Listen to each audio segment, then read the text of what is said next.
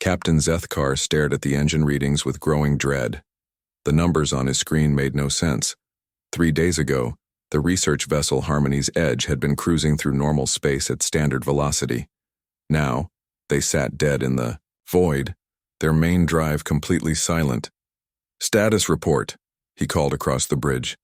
His voice carried the weight of 20 years commanding coalition vessels, but today it sounded tired. Dr. Nithara looked up from her science station. Her blue skin had turned pale with worry. "The quantum core is completely offline, Captain. Chief Engineer Vorth says we need replacement parts that we simply don't have." Zethkar's forearms moved in a gesture of frustration. The Veltari had evolved from a species that needed multiple limbs to navigate their tree-covered homeworld. Right now, he wished he had twice as many hands to solve this problem. "How long until the Coalition notices we're missing?" asked Lieutenant Kexra from the communications station. "We're in deep space 2 weeks from the nearest patrol route," Zethkar replied. "They won't expect a report for another month." The bridge fell silent. Every crew member understood what that meant. Their life support would last perhaps 3 weeks if they were careful. The recycling systems were already working overtime to process their air and water. Dr. Nithara turned her attention to the planetary scanner. At least she could continue her research while they waited for rescue. The system they had been exploring contained 7 planets, including one that made her scientific instruments scream warnings. "Captain," she said softly, "I'm getting some unusual readings from the 3rd planet." Zethkar moved to her station with fluid grace. Despite the crisis, his curiosity remained strong. "What kind of readings?" "It's a death world, sir. The gravity is nearly 3 times Coalition standard. The atmosphere is 21% oxygen, which would be toxic to most species. And the weather patterns..." She paused to double-check her instruments.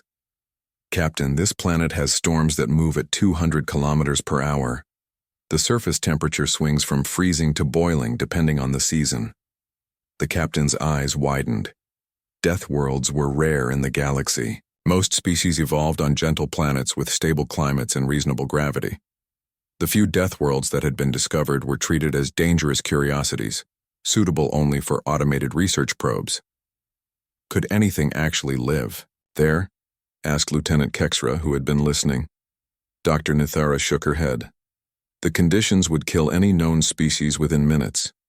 Even our environmental suits couldn't protect us on that surface. Chief Engineer Vorth climbed onto the bridge through the access tube. His 6 legs made soft clicking sounds on the metal floor. The Karani engineer looked exhausted from his efforts to repair their drive. "Captain, I have good news and bad news," Vorth announced. "The good news is that I know exactly what's wrong.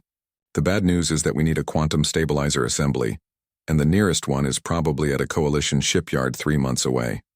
Zethkar felt his heart sink. The Veltari had 2 hearts, and both seemed to stop beating at the same time. "Are you certain there's no alternative?" "I've checked everything twice.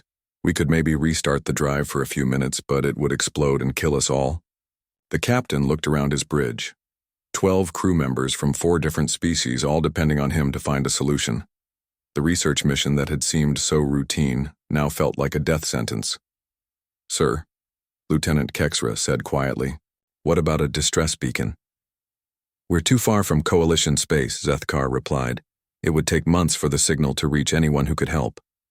"Not necessarily," Dr. Nithara interjected. "I could modify our long-range sensors to boost the signal. We could broadcast on all known frequencies, including some we've never used before." Vorth's antennae twitched with interest. "That might work. If there are any ships within 50 light-years, they would hear us." Zethkar considered the options. Broadcasting a distress signal had risks.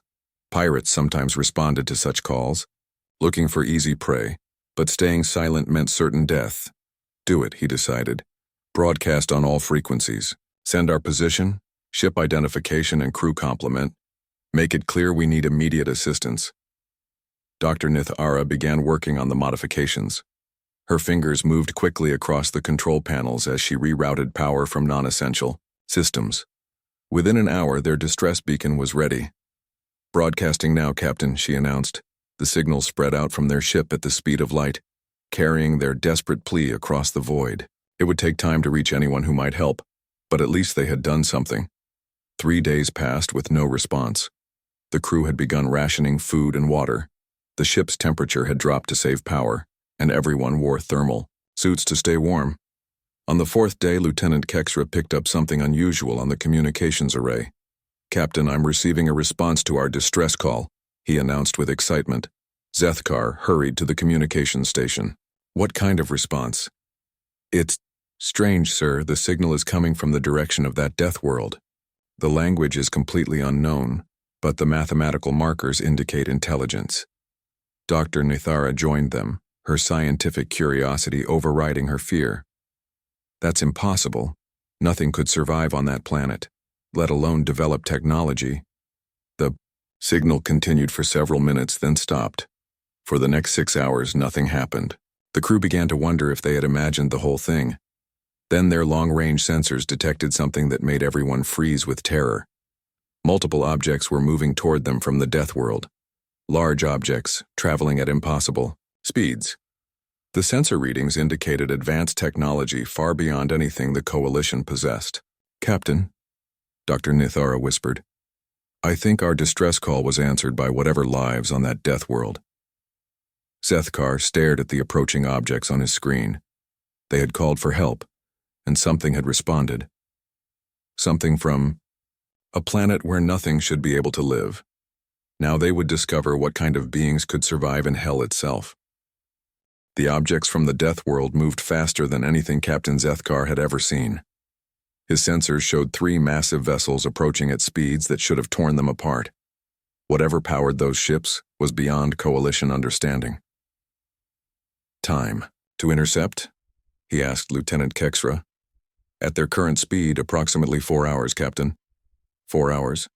Zethkar had expected days or weeks for any rescue to arrive.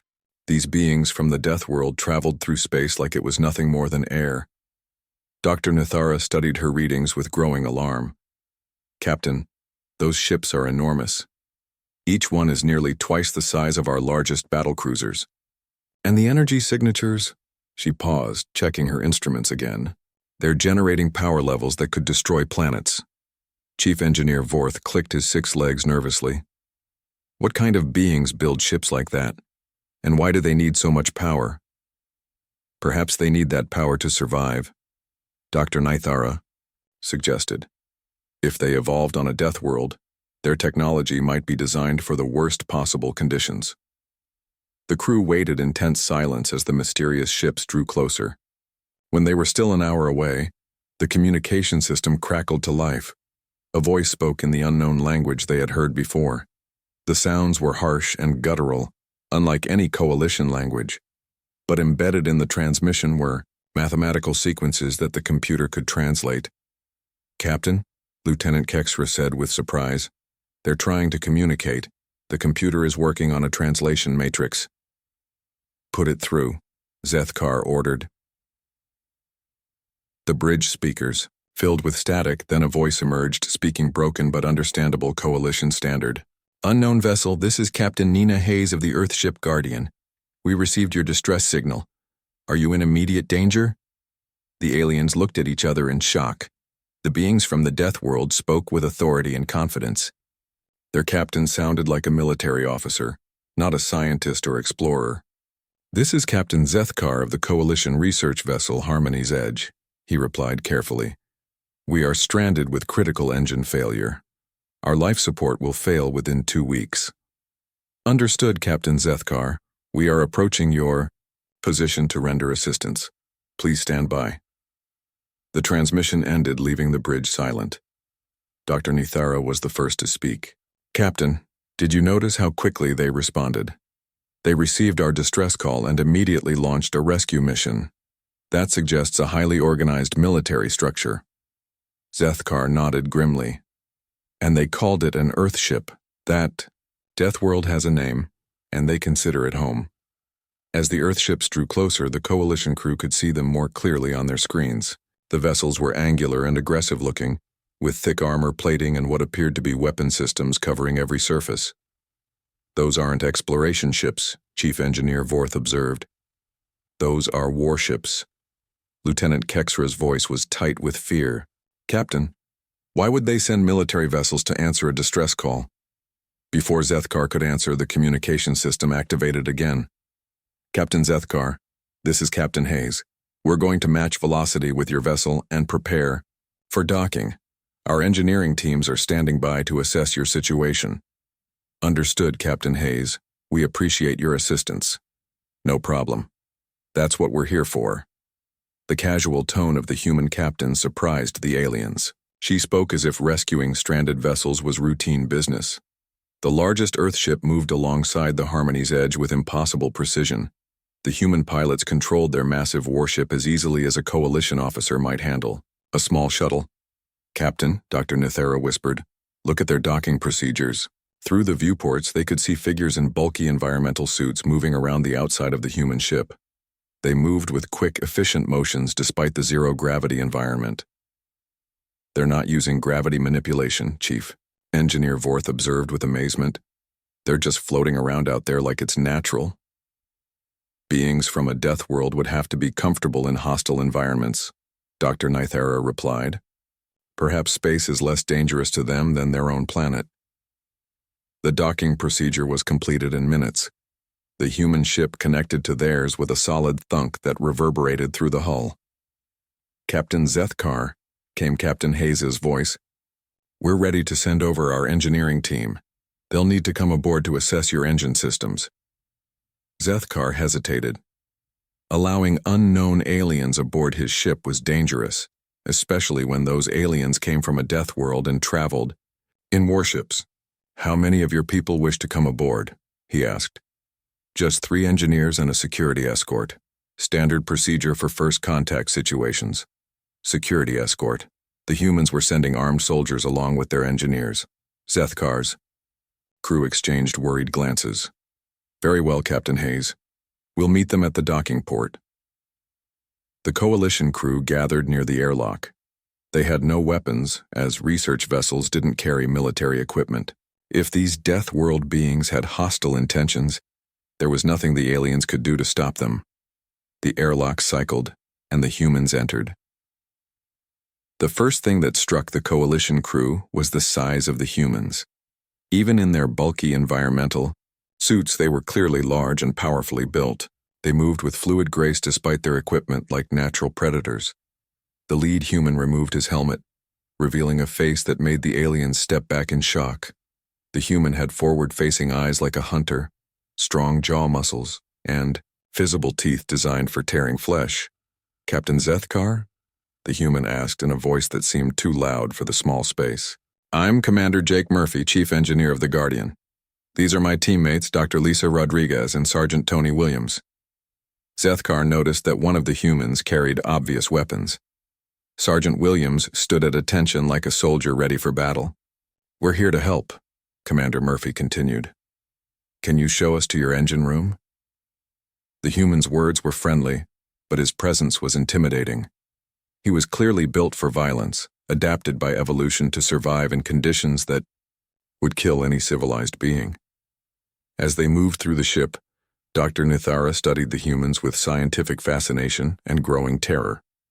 Their bone structure was incredibly dense, their muscles were overdeveloped, and they moved with the controlled power of apex predators. These weren't just intelligent beings who happened to live on a death world. These were creatures specifically designed by evolution to dominate hostile environments.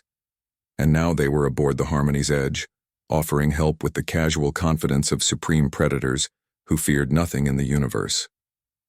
Commander Jake Murphy examined the coalition ship's engine with professional interest. The quantum drive was unlike anything in Earth's databases, but the basic principles were familiar enough. His teammate, Dr. Lisa Rodriguez, ran her scanner over the damaged components. Interesting design, Jake said to Chief Engineer Vorth. Your people really know how to build efficient systems. Vorth's 6 legs shuffled nervously. The human's casual tone didn't match his intimidating appearance. Every movement Jake made seemed controlled and dangerous, like a hunter studying prey. The quantum stabilizer assembly is completely burned out, Dr. Rodriguez announced. We can Fabricate a replacement, but it'll take about 6 hours. Captain Zethkar had been listening from the doorway. You can create replacement parts for technology you've never seen before? Jake smiled, showing his sharp teeth. Our fabrication systems are pretty flexible. We carry templates for most common drive components, and our computers can adapt the designs. The casual confidence terrified the aliens.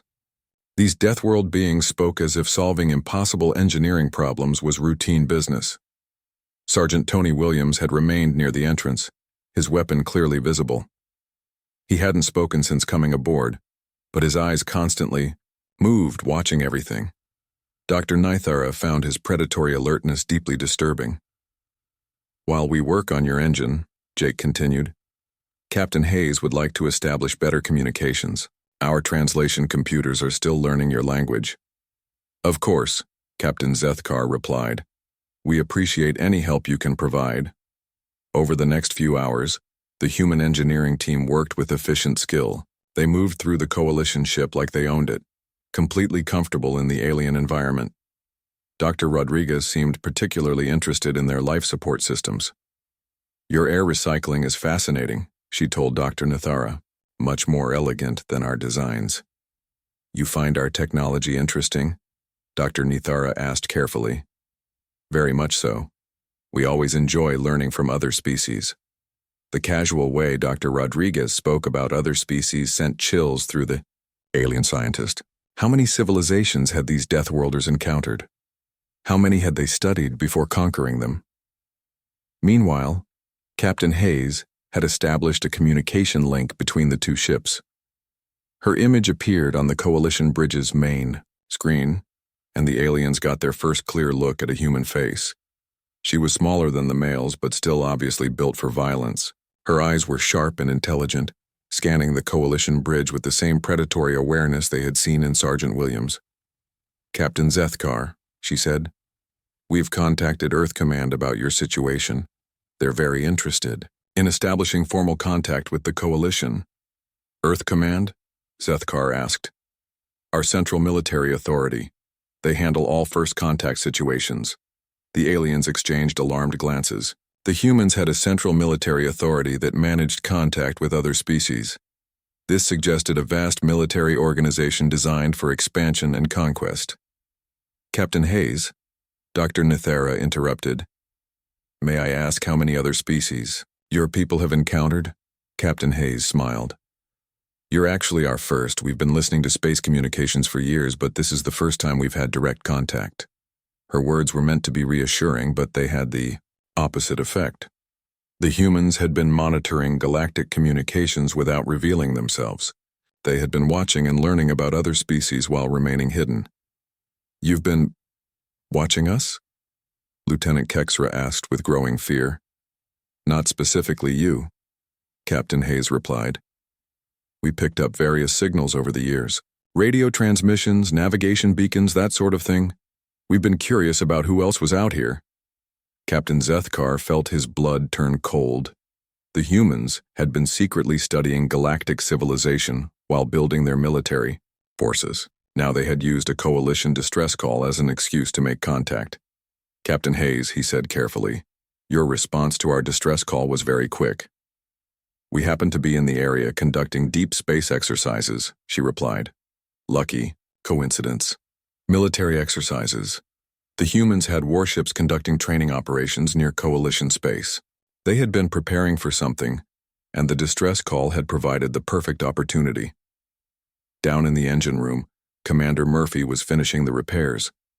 The replacement quantum stabilizer had been fabricated with precision that amazed Chief Engineer Vorth. This is better than our original component, Vorth admitted reluctantly. We tend to over-engineer things, Jake replied. Comes from living in a dangerous environment. Dr. Rodriguez was packing up her equipment when she noticed Dr. Nithara watching her nervously. Is something wrong? Dr. Rodriguez asked. I was wondering, Dr. Nithara said hesitantly. What is your planet like? Dr. Rodriguez's face lit up with enthusiasm. Earth is wonderful. We have massive oceans that cover most of the surface, mountain ranges that reach into the sky, and weather systems that can level entire cities. The alien scientist's eyes widened in horror. The human spoke about planet-destroying weather patterns with obvious joy. Of course, Dr. Rodriguez continued. We've learned to live with the dangers. Hurricanes, earthquakes, volcanic eruptions, ice ages. It keeps life interesting. Dr. Nithara could barely speak. These beings lived on a world where natural disasters occurred regularly, and they considered it interesting rather than terrifying. How do you survive? She whispered. Adaptation and technology, Dr. Rodriguez replied cheerfully. Humans are pretty good at surviving things that try to kill us. The casual way she spoke about survival made Dr. Nithara realize the true horror of their situation. These weren't just intelligent beings from a death world. These were creatures that had been forged by constant danger into the ultimate survivors. Back on the bridge, Captain Hayes was concluding her conversation with Captain Zethkar. Your engine should be fully operational within the hour, she announced. Is there anything else we can help you with? You've been very generous, Zethkar replied, though his voice was strained. Happy to help. Oh, and Captain, Earth Command wants to schedule a formal meeting to discuss relations between our peoples. They're quite excited about the possibilities. After the transmission ended, the Coalition crew sat in stunned silence. The humans had repaired their ship, studied their technology, and now wanted formal diplomatic contact. Dr. Nithara was the first to speak. Captain, I believe we've made a terrible mistake. What do you mean? These aren't just intelligent beings from a death world. They're apex predators who have conquered their entire planet. Now they want to establish relations with the Coalition. Chief, Engineer Vorth's antennae twitched with fear. You think they plan to conquer us? I think, Dr. Nithara said quietly. They already have plans for the entire galaxy. Our distress call just gave them the excuse they needed to make contact.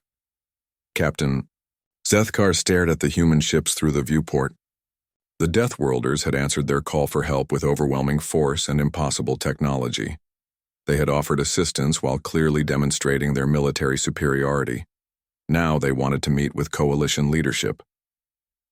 The rescue that had saved their lives might have doomed their entire civilization. The Coalition emergency transmission reached Admiral Thaisara at her command center on the core world of Velmora. She read the message 3 times before believing what she was seeing. First contact with Deathworld species. Extreme military capabilities observed. Request immediate fleet support. Admiral Thaisara had commanded Coalition forces for 30 years. She had never seen a message that terrified her more than this simple report from Captain Zethkar. Communications, she called to her aide. Send immediate alerts to all fleet commanders, Priority Alpha. We have a potential invasion threat. Within hours, Coalition warships throughout the sector were moving toward the coordinates provided by the Harmony's edge. The 7th Fleet assembled faster than ever before in Coalition history. Meanwhile, Captain Zethkar watched the human engineering. Teams finished their work. Commander Murphy had been true to his word. The quantum drive was running better than it had in years. All systems are green, Chief Engineer Vorth reported with reluctant admiration. They've actually improved our engine efficiency by 12%. Dr. Nithara found this information deeply disturbing. The humans had casually improved Coalition technology that had taken decades to develop. Their engineering capabilities were beyond anything she had imagined. Captain, Lieutenant Kexra announced, I'm detecting multiple ships approaching from Coalition space. Captain Zethkar felt relief wash over him. Coalition reinforcements were arriving. Soon he would have military backup when dealing with these dangerous Deathworlders. On the Guardian, Captain Hayes was also detecting the approaching ships. Her sensor officer, Lieutenant Pete Johnson, studied the readings with concern. Captain, I count 47 vessels approaching from the direction of Coalition space. They're traveling in battle formation. Captain Hayes frowned. Battle formation? Why would they send a battle fleet to a rescue operation? Commander Jake Murphy had returned from the Coalition ship and joined them on the bridge. Maybe it's standard procedure for first contact situations? Possibly, Captain Hayes replied, but she felt uneasy. Something about this situation didn't feel right. Dr. Lisa Rodriguez was analyzing the coalition ship's database information they had received during the repair work. Her findings were troubling. Captain, I've been studying their star charts and political structure. The coalition includes hundreds of worlds and dozens of species. This is a major galactic civilization. That's good news, isn't it? Asked Lieutenant Johnson. Maybe. But look at their military records. They've never fought a major war. Their conflicts are mostly trade disputes and border disagreements. They have no experience with serious combat. Captain Hayes studied the approaching coalition fleet on her tactical display. The ships were spread out in a formation that looked impressive but would be tactically useless in a real battle. They're not expecting a fight, she realized. They're trying to look strong without actually preparing for combat. The coalition fleet arrived 6 hours later. Admiral Thisara's flagship, the Eternal Peace, took position near the human vessels. The admiral had brought everything she could muster on short notice. Captain Zethkar opened communications with his superior. Admiral Thisara, thank you for responding so quickly. Captain, report on the Deathworld situation immediately. They call themselves humans, Admiral. They responded to our distress call with 3 warships and immediately offered assistance. Their technology is far beyond ours. Admiral Thisara studied the human ships through her viewports.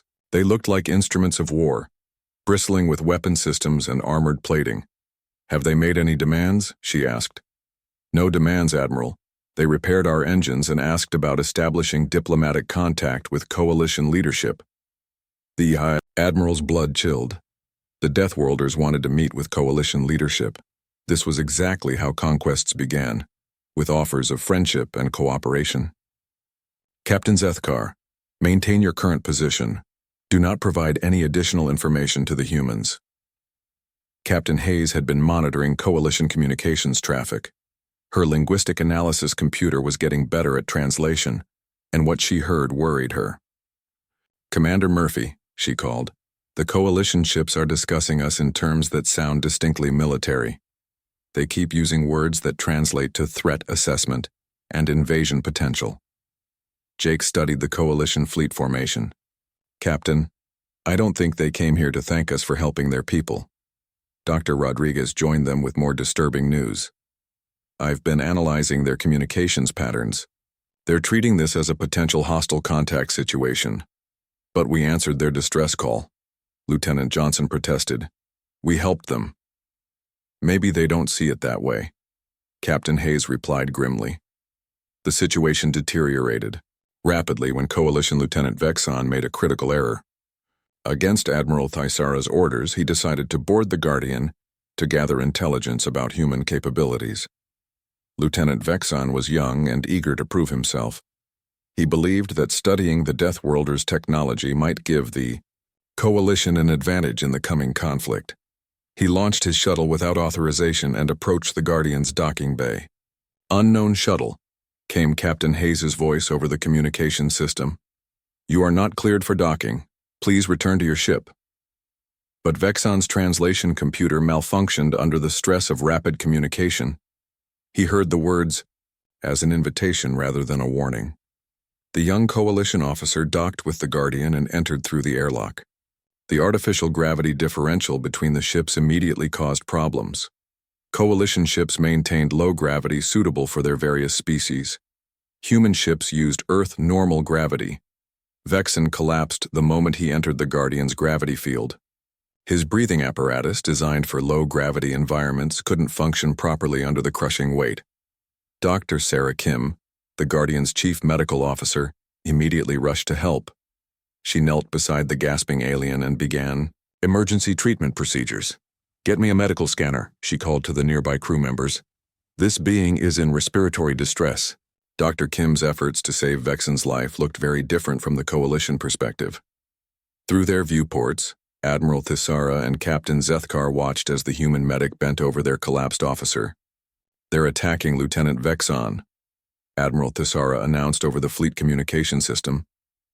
The Coalition admiral had spent years studying military history. She knew that capturing enemy officers for interrogation was a standard tactic of aggressive species. All ships, she commanded, prepare to engage the human vessels. They have taken a coalition officer hostage. The coalition fleet powered up their weapons and moved into attack formation. On the Guardian, Captain Hayes watched in shock as dozens of alien warships prepared to fire on her ships. All hands, battle stations, she announced over the ship's communication system. We are under attack by coalition forces. The first shots came from the coalition flagship. Bright energy beams lanced across space toward the Guardian.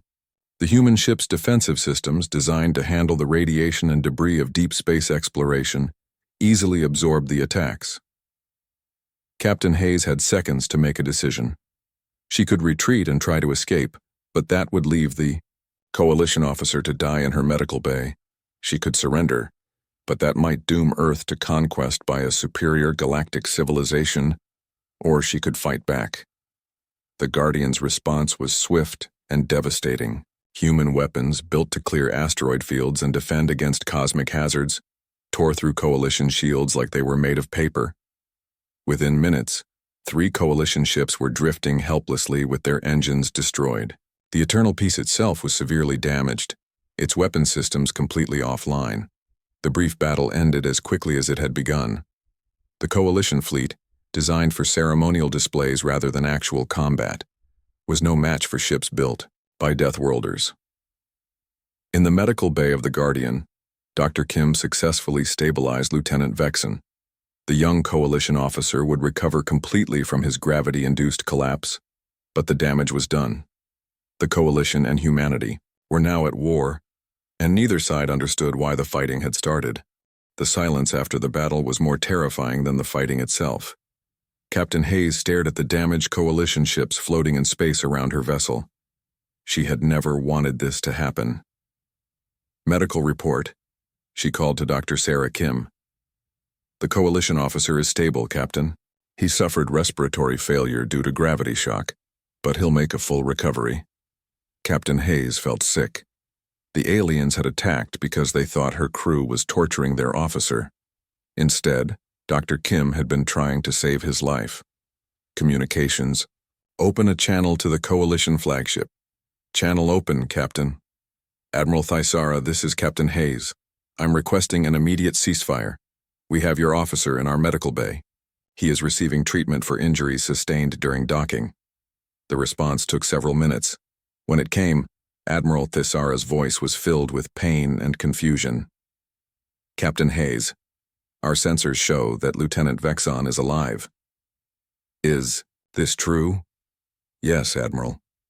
Dr. Kim is treating him for gravity-related injuries. He collapsed when he entered our ship because of the artificial gravity difference. Admiral Thisara felt her world spinning. The Deathworlders had not been attacking Lieutenant Vexen. They had been trying to help him. Captain Hayes, I believe there has been a terrible misunderstanding. I believe you're right, Admiral. Over the next several hours, both sides worked to understand what had gone wrong. Captain Zethkar served as a translator and mediator, helping to explain the cultural differences that had led to the conflict. Dr. Nithara worked with Dr. Rodriguez to establish proper communication protocols. As they talked, the coalition scientist began to see humans in a completely different light. Your people responded to our distress call because you couldn't ignore beings in danger, Dr. Nithara said with wonder. Of course, Dr. Rodriguez replied. Wouldn't anyone do the same? No, Dr. Nithara said quietly. Most species would have studied the situation carefully before responding. They would have sent diplomatic messages first, established trade agreements, negotiated for months before offering help. Dr. Rodriguez looked confused. But you were dying.